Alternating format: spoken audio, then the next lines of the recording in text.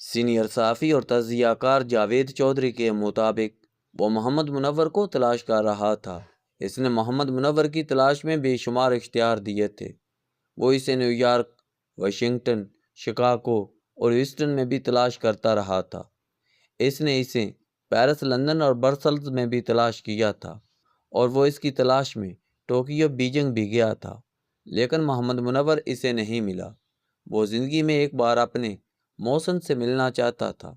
وہ سمجھتا تھا اگر محمد منور نہ ہوتا تو وہ آج اربوں روپے کا مالک نہ ہوتا، اس کی کمپنی 6 براعظموں میں کام نہ کر رہی ہوتی، اور وہ 5-6 ہزار لوگوں کا چیف ایگزیکٹو نہ ہوتا۔ اس کا کہنا تھا اگر محمد منور زندہ نہیں تو اسے اس کے خاندان کا کوئی فرد چاہیے، اس کا کوئی بھائی ہو، اس کا والد ہو، اس کی بیوی، اس کا کوئی بچہ یا پھر اس کی کوئی بچی ہو۔ منور کے لواحقین میں سے کوئی نہ کوئی شخص تو دنیا میں موجود ہوگا۔ وہ بس اس شخص سے ملنا چاہتا تھا، اس کو اس کا حصہ دینا چاہتا تھا، اس کی مدد کرنا چاہتا تھا تاکہ اس کی روح کو قرار آ جائے، وہ مطمئن ہو جائے۔ یہ کہانی میرے ایک دوست نے مجھے سنائی تھی۔ کہانی کے مرکزی کردار کا نام شفیق الحق ہے۔ وہ آج سے 35 سال پہلے امریکہ گیا۔ وہ امریکہ میں برگر کی دکان پر کام کرتا تھا اور شام کے وقت MBA کی کلاسز لیتا تھا۔ اس کی زندگی گھڑی کی سوئیوں کی طرح چل رہی تھی، کلاک وائز، ٹک ٹک۔ صبح ایک مخصوص وقت پر جاگنا، آنکھیں ملتے ملتے کپڑے تبدیل کرنا، کافی کا مگ اٹھانا اور زیر زمین ٹرین میں سوار ہو جانا، راستے میں مشین کے ذریعے شیو کرنا، برگر شاپ پر پہنچ جانا، شام تک سیاحوں سے ٹپ وصول کرتے رہنا، کچن صاف کرنا، کچرے کے ڈبے سے کاغذی پیکنگ، پلیٹیں اور ٹرے نکالنا، اور جس دن سویپر کی چھٹی ہوتی اس دن باتھ روم بھی صاف کرنا۔ 5 بجے 2 برگر اٹھا کر کالج پہنچ جانا، لیکچر سننا، نوٹس لینا، لائبریری سے کتابیں اٹھانا، اسائنمنٹ کی پلاننگ کرنا، اور رات 10 بجے کمرے کی طرف چل پڑنا۔ وہ اپنے دوست کے ساتھ کمرہ شیئر کرتا تھا۔ اس کا دوست رات کی ڈیوٹی کرتا تھا اور صبح کمرے میں پہنچتا تھا جبکہ یہ رات کے وقت آتا تھا، لہٰذا ایک بستر سے دونوں کا گزارا ہو جاتا تھا۔ یہ زندگی خوفناک بھی تھی، پھیکی بھی، بے آرام بھی اور تلخ بھی، کیونکہ اس کی زندگی میں وہ خود کو بھی پال رہا تھا، اپنی تعلیم کا خرچ بھی اٹھا رہا تھا، اور پاکستان اپنی فیملی کو بھی ہیلپ آؤٹ کر رہا تھا۔ اس ساری روٹین میں اس کی وہ تفریح ویک اینڈ پر نائٹ کلب کے 2 گھنٹے تھی۔ وہ 2 گھنٹے ناچ کود کر اپنی ساری فرسٹریشن دور کر لیتا تھا، لیکن پھر اس کی زندگی بحران کا شکار ہو گئی۔ وہ یوں ہی چلتے چلتے ایک مسئلے کا شکار ہو گیا اور ایک ایسی بند گلی میں آ گیا جس کے آخر میں سزائے موت اس کا انتظار کر رہی تھی۔ وہ بری طرح پھنس گیا۔ ہوا کیا؟ ہوا یہ کہ وہ ایک رات کلب سے نکلا۔ کلب کے باہر 2 گروپوں میں لڑائی ہو گئی اور ایک بیچاری لڑکی اس لڑائی کے درمیان پھنس گئی۔ اس نے لڑکی کو بچانے کی کوشش کی، اس دوران گولی چل گئی۔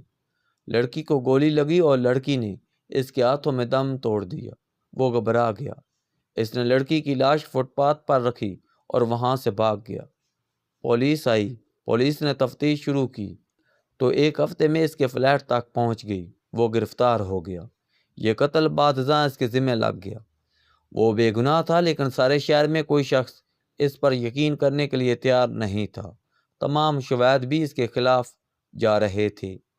اسی دوران اس کے کاغذات بھی غلط نکل آئے۔ اس نے تعلیم مکمل کرنے کے لیے کالج میں ذیلی دستاویزات جمع کرا رکھی تھی، لہذا وہ بری طرح پھنس گیا۔ لیکن پھر ایک دن دلچسپ واقعہ پیش آیا۔ اس کا کیس فائنل ہیئرنگ کے لیے عدالت میں پیش ہوا۔ کیس کا اصل جج میڈیکل لیو پر چلا گیا اور اس کی جگہ ایک خاتون جج کیس سننے کے لیے آ گئیں۔ سماعت کے دوران جج نے اس سے اس کی قومیت پوچھی۔ اس نے روتی آواز میں بتایا، پاکستان۔ جج نے او مائی گاڈ کہا اور اس سے پوچھا، تم منور کو جانتے ہو؟ اس نے انکار میں سر ہلا دیا۔ جج نے کندھے اچکائے اور سماعت شروع کرا دی، لیکن اس بار عدالت کا رویہ بالکل مختلف تھا۔ جج نے وکلاء سے چند ایسے سوال پوچھے جس کا اس کو براہ راست فائدہ پہنچ رہا تھا۔ قصہ مختصر، اسی سماعت کے دوران جج نے نہ صرف اسے باعزت بری کر دیا بلکہ پولیس کو اسے $1,00,000 ہرجانہ دینے کا حکم بھی جاری کر دیا۔ وہ رہا ہو گیا۔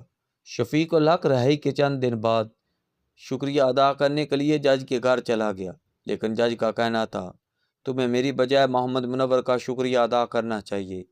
اس نے حیران ہو کر پوچھا محمد منور کون ہے؟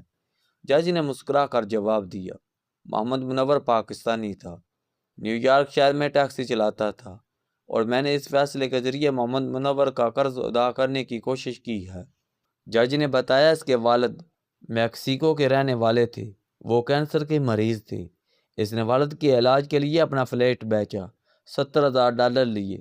وہ یہ رقم ایک بینک سے دوسرے بینک لے جا رہی تھی، لیکن سفر کے دوران رقم کا تھیلا ٹیکسی میں بھول گئی۔ ٹیکسی نے اسے اتارا اور آگے نکل گئی۔ وہ بے بس ہو کر رہ گئی کیونکہ اس کا والد موت کے بستر پر پڑا تھا۔ وہ وید اثاثہ بیچ چکی تھی اور رقم گم ہو گئی تھی۔ اس نے ٹیکسی ڈرائیور کو تلاش کرنے کی کوشش کی لیکن وہ نہ ملا۔ وہ مایوس ہو گئی، لیکن ایک شام اس کے دروازے کی گھنٹی بجی۔ اس نے دروازہ کھولا تو ٹیکسی ڈرائیور دروازے پر کھڑا تھا۔ ڈرائیور نے بتایا وہ مسلسل 5 دن سے اسے تلاش کر رہا تھا اور وہ بڑی مشکل سے اس تک پہنچا ہے۔ ڈرائیور نے رقم کا تھیلا اسے پکڑا دیا، اسے سلام کیا اور واپس مڑ گیا۔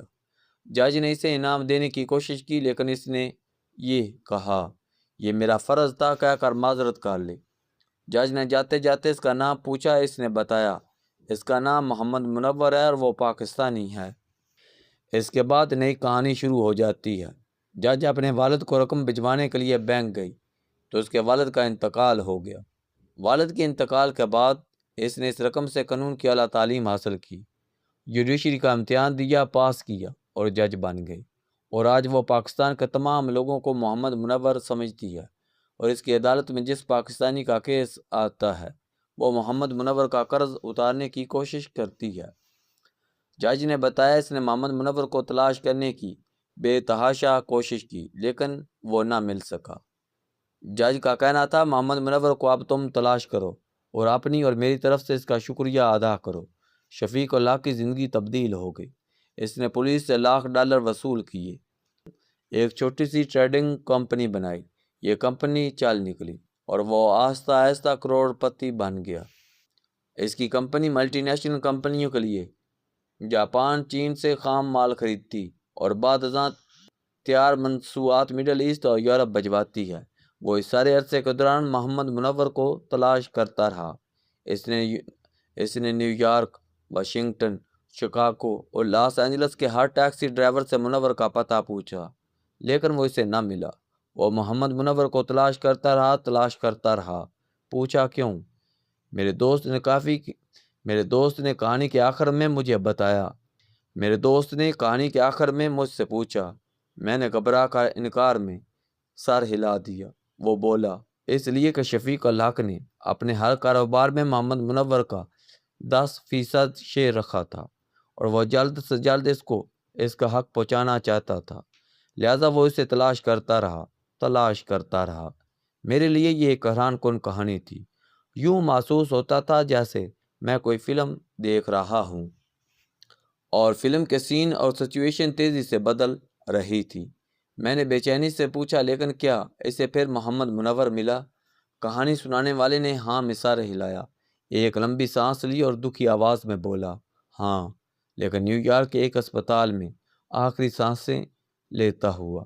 میں حیرت سے اس کی طرف دیکھنے لگا۔ وہ بولا شفیق کو ایک پاکستانی ٹیکسی ڈرائیور نے محمد منور کا ایڈریس تلاش کر دیا۔ وہ محمد منور کی تلاش میں نکلا تو پتہ چلا وہ نیو یارک کے ایک چھوٹے سے ہسپتال میں شدید زخمی حالت میں پڑا ہے۔ شفیق اسپتال پہنچا، محمد منور سے ملا، اس سے جج کی کہانی کی تصدیق کروائی۔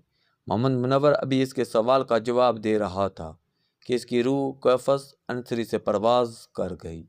مجھے جھٹکا لگا اور میں نے اس سے پوچھا محمد منور کو کیا ہوا تھا؟ میرے دوست نے لمبی آہ بھری۔ محمد منور نے اپنی ٹیکسی میں سوار ایک شخص سے $500 لوٹنے کی کوشش کی تھی۔ مسافر کے پاس ریوالور تھا۔ اس نے محمد منور کو گولی مار دی۔ پولیس آئی، اسے زخمی حالت میں اسپتال شفٹ کیا۔ محمد منور نے اپنا جرم تسلیم کر لیا اور 3 دن کی کشمکش کے بعد انتقال کر گیا۔